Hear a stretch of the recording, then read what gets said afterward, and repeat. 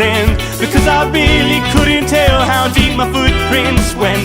The vertex of my redemption arc, searching on that virgin heart. I'm catatonic in your arms, crying how did I cause so much harm? I'm got pounding my head against the kitchen floor, apologizing for my life and never entering yours. Don't say I'm sorry, but this can't go on. I know you've got scars of your own, but hide my knife before you go. I'll either live or die alone.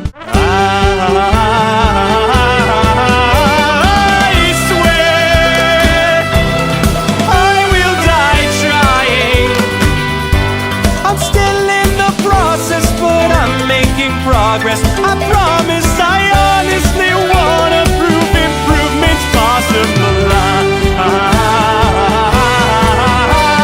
I swear.